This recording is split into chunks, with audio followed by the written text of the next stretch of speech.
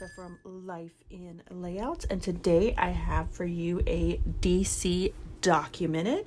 I'm going to be using this sketch from March 2015. I'm going to use this one-page sketch and I'm going to use it on the left side of the layout. Later on in the video, I'm going to show you another sketch and I'm going to be using that for the right side of my layout. Now for this particular sketch, I really liked the background of the dark paper and then what appeared to be two separate pieces of paper behind it. And so that's what I'm trying to accomplish here with this map paper, as well as with the teal paper that's over there on the left-hand side. I did struggle a little bit trying to figure it out because I didn't want to just put the paper behind it. I could have done that, but I felt like since this was one of the layouts early on in this series, I didn't want to waste that entire teal piece of paper, and I do end up using it a lot throughout the layout. I actually think that I use quite a bit of this gutted part on the second part of this layout to tie these two pieces together.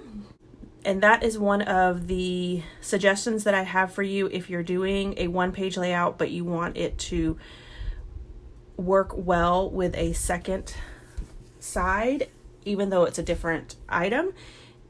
Using the same paper or similar papers really does bring it all together. So now that I have finally figured out how to get that top and side part how I want it, I can move down to the bottom part and add this. Now I am going to end up with a small little hole. I cut a little bit short, but that's okay because I did plan to put an embellishment down there in the right hand corner like the sketch calls for.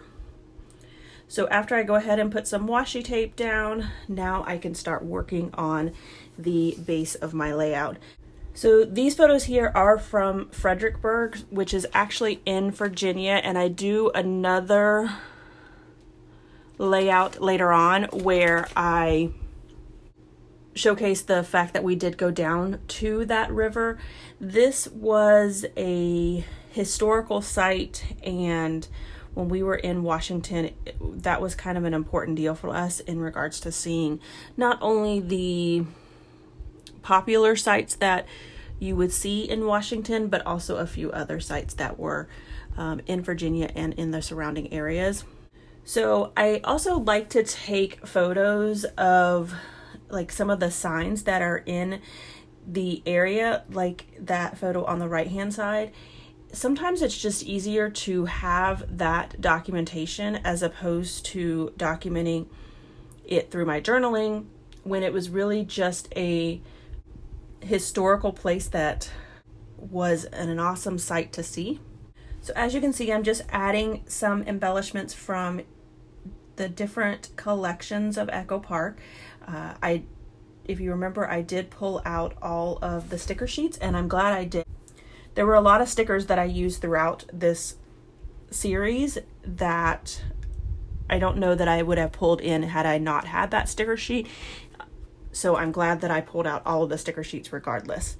Now I do end up putting down at the bottom there, you can see, like I said, I tried to cover up that little mistake that I made, and I ended up putting the two little swords there, and I think that's perfect because this was a battlefield at one point.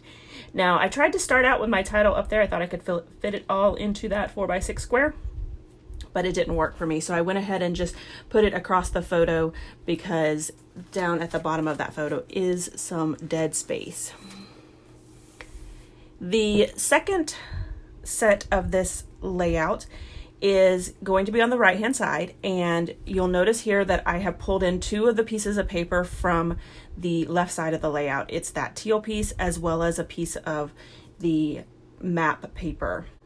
Even though I'm using a different color background, because I pulled in the map paper, that teal paper, and then also the blue polka dots, I'm going to add that as accents.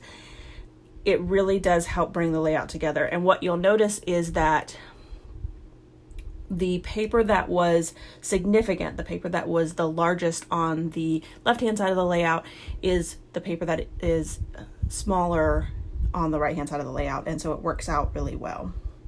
Now this sketch that I use, it is an 8.5 by 11 sketch, and sometimes I just pull out sketches even if they're 8.5 by 11 because I like the design of it. So what you'll notice here is the pieces that I pull from this sketch is the top part where the title is and that strip across the paper. I'm going to use that, and then I use the strip that's going down, and then I use my 2 photos. Now, my photos are obviously a lot bigger than the photos that are in this 8.5 by 11 sketch, and that's what I love so much about sketches, is that you can pull in your own designs. You don't have to follow the sketch exactly, even if it is something that is completely off. So you'll notice that I'm going to go ahead and put in this circle over on the right hand side, which is like the sketch. And then once I get my 2 photos down, again, I took a picture of the sign that was right next to this chamber chair, and I thought it was very interesting because basically what this chamber chair is a chamber pot for the wealthy. Wouldn't it be nice to sit in a leather chair when you're going to the bathroom? So it was definitely an interesting aspect of this house. Now, this house that we were in was also in Virginia. This is the Chanham Manor, and it was built back in 1768, and it was a very important home during the Civil War. And so, you know, there were lots of important people, to include James Madison and Robert E. Lee, that stayed in this home and used this chair during that time frame. So once I get all of my title down, I do have to Frankenstein an R, and I like mine to be as close as possible. So what I did was I used a P and then I used a Z to cut out the bottom part of the R. I put the Z on top of the R at the top so that I can make sure that I had it look as close as possible. So I end up with a little trapped white space between that rosette and that sticker that says genuine finest quality. And so I went ahead and added a teal piece of paper underneath it so that it helps with that trapped white space. These enamel dots here are probably one of my favorite. They are matte finish, and it just gives it a different feel to the layout as opposed to the shiny enamel dots. However, there is like very little sticky on them, so I do end up having to use glue dots and liquid glue to make sure that I get them down. And I found this sticker here that says the premium, which I thought was perfect for the top of my title. So technically my title is the premium chamber chair. And then over in the right side of the layout, I'm going to go ahead and add some washi tape underneath that circle, and also add a piece with the title as well. And I don't tend to use a lot of washi tape, but this one just happened to be on my desk, and I thought it matched really well with the rest of the layout.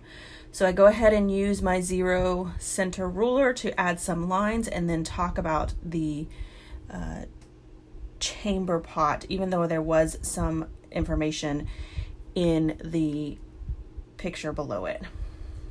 So here is my final layout together. You can see that they work very well with each other. They complement each other very well, even though they are 2 different pieces and technically a 1-page layout. I hope you guys enjoyed this video, and I hope you enjoy the future videos that I have for my DC Documented. If you enjoyed this video, if you wouldn't mind giving me a thumbs up, I'd really appreciate it. If you haven't done so already and you want to see more double page layouts, make sure you hit that subscribe button, because that's all you're going to get on my channel. Thanks everyone for watching, and I hope that you have a scrappy day.